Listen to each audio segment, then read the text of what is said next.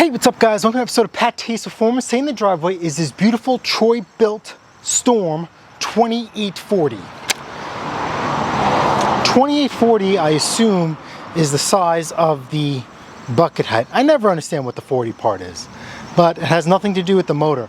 This motor is 277 cc's. Nonetheless, this is here for a repair that it runs like crap, okay? It runs, it just surges. Now, don't mind me, these bolts are loose. I'm like, wait a minute, I gotta film it for you guys. So let's get this thing started, prime for a good time, give it a rip. Come on.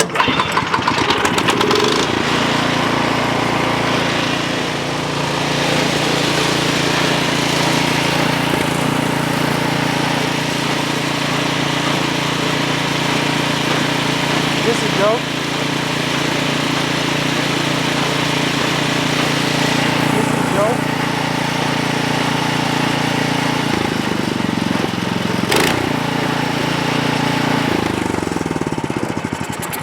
All right, this was surging at top end, at full choke off, all the way in the run position.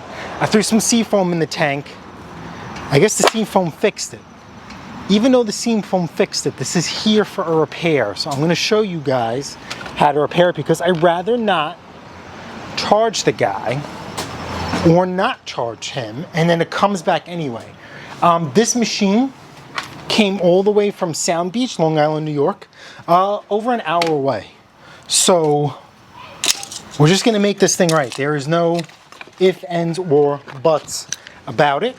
So it's a pretty simple, straightforward process. I thought this would be pretty cool and easy since it has this cover right here like we've seen on the Ariens and the LCT, but that is not the case.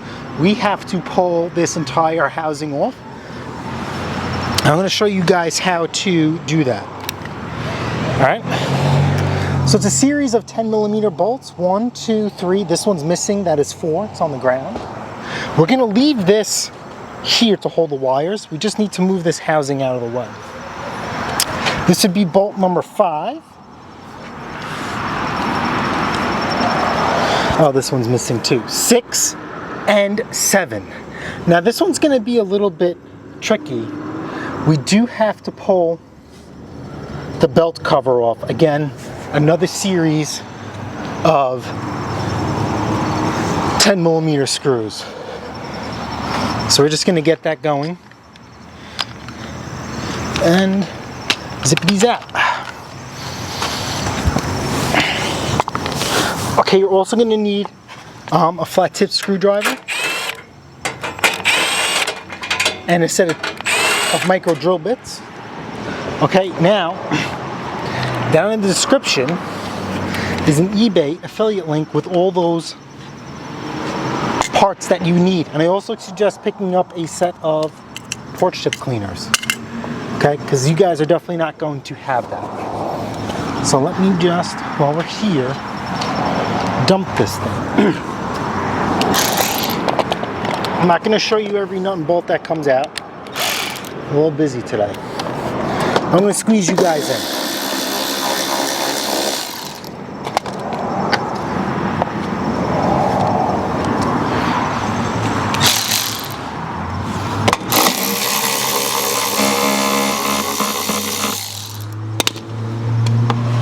This is probably the only thing I do not like about these machines, is that they anticipate us to move these bolts here for this stupid plate. 1, 2, 3 for the cover. It's crazy, guys. It's crazy. Not necessary. To access that last screw, it's 13mm or 1/2 inch to get to that. So let's see if we could snake this in. No, we can't. I need an extension. So we're just going to go old school. A couple of wrenches. Remember, righty tighty, lefty loosey. Now, even if you could snake a wrench to get that 10mm bolt out, remember that 10mm bolt hits this housing. So this has to come off. So we got that started. We'll pop that bracket off and I'll see you when I'm done. Now with those bolts loose, let's pull this chute assembly towards you and we can expose that bolt right here. And I'll show you what I'm tugging on. Right here, see that? That is what exposes the bolt, and we can get that last bolt out. Honestly, I'll be very, very honest with you, I'm not putting that bolt back in. That's just the way it works out. You will be fined. There will be 0 vibrations.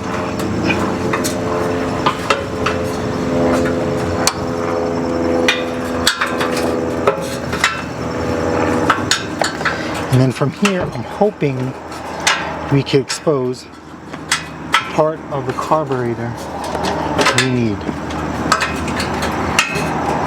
Mrs. just came home. She's looking like a snack. We both got work to do. Snack time.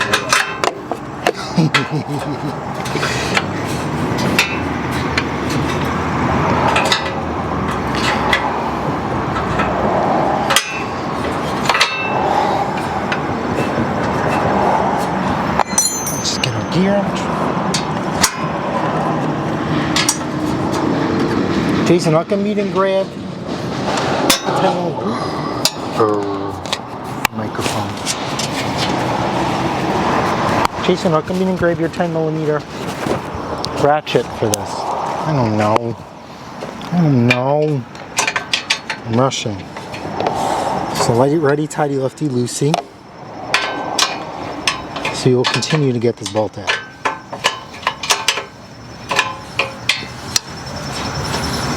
Okay, I'm going to get a socket. We'll come back to this. Alrighty, now with all these bolts out, we should be able to move this around. And let's see how far we can do this. Alright, I'm just going to be slipping the cables out of this hook. Seems like they are in the way. So that is unsuccessful. Get out of my way. Out of my way. How do you hit it? Alright, right there. Here we go. Now we have access to the carburetor. Now, for your viewing purposes only, I'm going to pull off maybe another cover. We shall see. This one right here, but let's see what we can do. All right guys, so I'm gonna have to pull that cover off so you guys can see, but this right here is what we're looking at. Okay, we need to pull out this plastic piece to access the idle circuit. All right, I'm gonna be pulling off this cover right here. You guys can get a better view. You do not have to do this. So we are looking at the top of the carburetor, and this is what we're focusing on right here. We have to remove this, pop this out, and drill this out.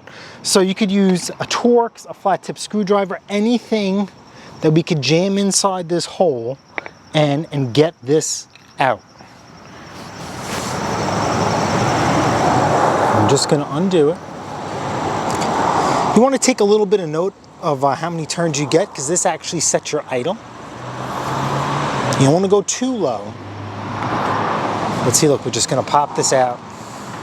This is a spacer, so do not lose the spacer. Hit the button, is this too close? Yeah, don't lose the spacer. Okay, and then this is the business right here. This is what we need to pop out and put back in. This is our problem child.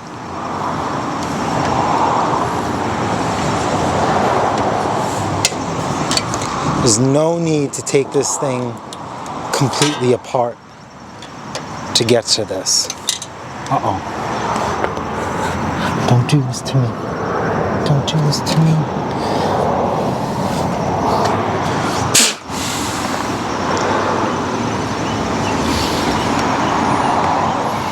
And this is it right here. Now, I'm not sure if the camera could pick up how small this hole is. But it's really, really tiny.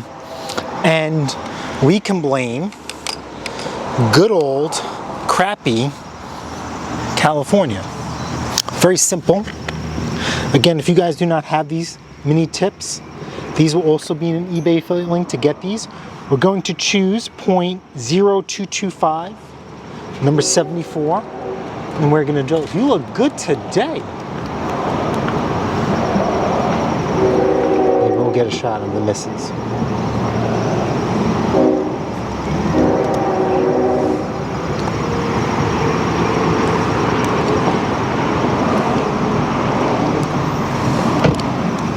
Drill this in.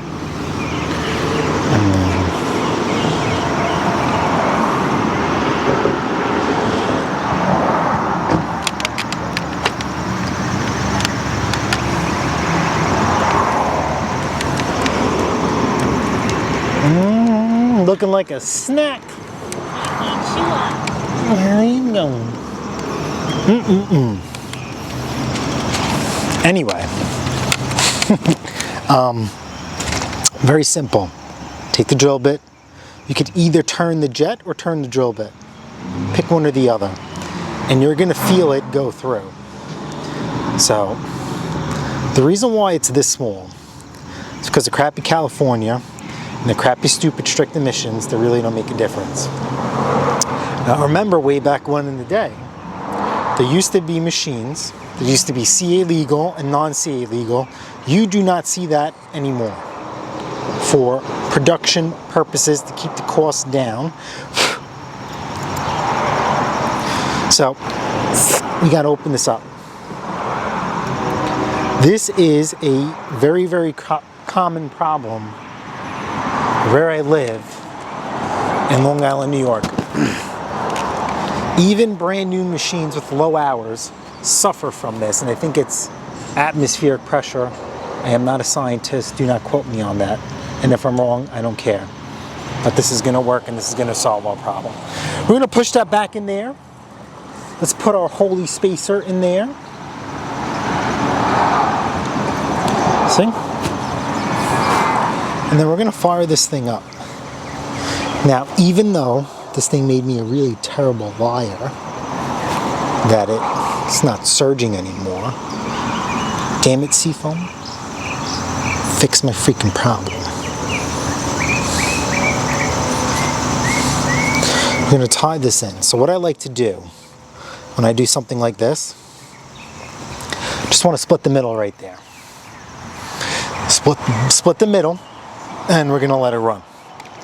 Now, even though for some reason this thing decided to fix itself, we're gonna run it anyway, and I'm gonna show you that opening up that idle jet did not cause any issues. Okay? So let's fire in the hole. Make sure there's nothing in the front.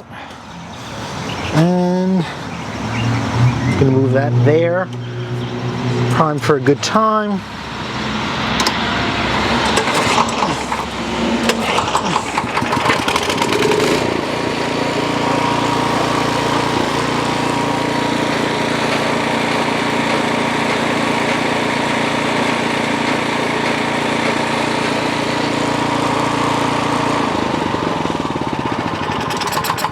Smooth. All right, guys, it's pretty simple. The way this thing came together is the same exact way it came back off. I am a little busy. I apologize for that. If you guys wanted to see the reassembly, but I gotta go. If you guys found this video helpful, smash that like button, smash that subscribe button. Guess what? I'll see you guys on the next episode of PATTAY'S Performance. And if you want to see other videos on how to service this machine or modify the impeller that throws the snow farther than stock and won't get clogged up so easily, you can throw this in the garbage. I'm going to throw those videos in the description for you guys, or just subscribe to my channel and just go through my previous videos and you could see videos on how to maintain and repair this thing from soup to nuts. All right, guys. Later. Gotta go, gotta go, gotta go. All right, guys, one last thing. I forgot to highlight this for you. Like I said, I'm in a rush. My apologies. Okay. Where's that bolt I left out?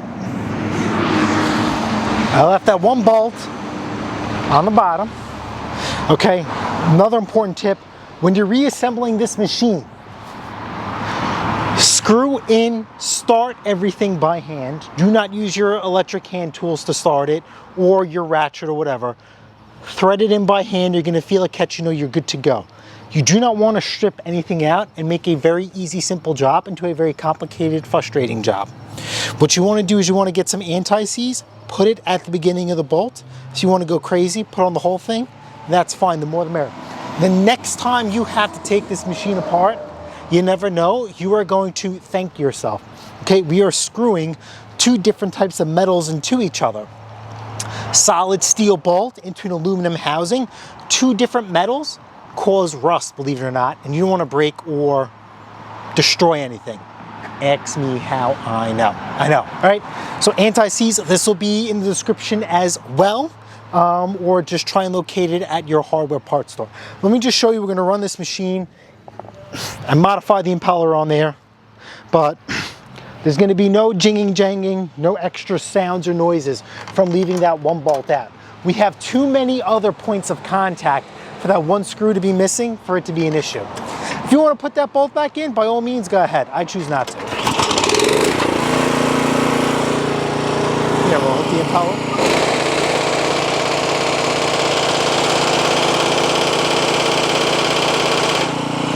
But look at the cover.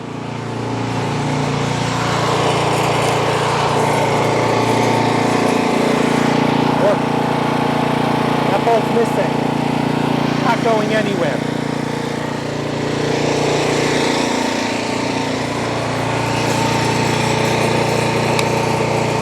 All right, let's break in the impeller. Let's see if this thing smokes.